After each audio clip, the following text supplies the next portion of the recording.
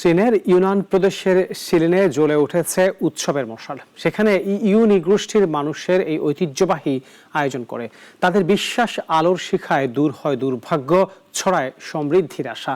নাচ, গান আর স্বাদে মুখর এই উৎসবের গল্প জানাচ্ছেন আমাদের প্রতিবেদক।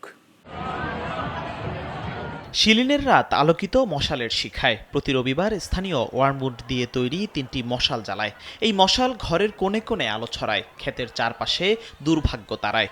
গ্রামে গ্রামে মশালের কুচকাওয়াজে মানুষ প্রার্থনা করে ফসলের জন্য। ঐতিহ্যবাহী পোশাকে স্থানীয়রা দাসান শিয়ান নামের 3 তারের একটি বাদ্যযন্ত্র বাজিয়ে নাচে।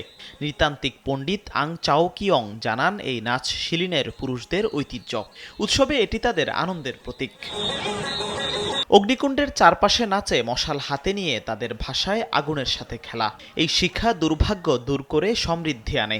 মশাল নিভলে কয়লা সংরক্ষণ করা হয়, মুখে ছাই মাখা আশীর্বাদের প্রতীক। তাদের বিশ্বাস, যার মুখে যত বেশি ছাই তত বেশি সৌভাগ্য। উৎসবের অন্যতম আকর্ষণ হটপট ফিস্ট, কালো ছাগল আর হলুদ গবাদি পশুর মাংস। মরিচ আর পুদিনার শসে পরিবেশিত হয় এই খাবার। শিলিনের মশাল উৎসব শুধু আলোর উৎসব নয়, নৃগোষ্ঠীর সংস্কৃতির হৃদয়। এই ঐতিহ্য আগামী প্রজন্মের জন্য সমৃদ্ধির আলো জ্বালিয়ে রাখবে। জিহাদুল ইসলাম, নাগরিক।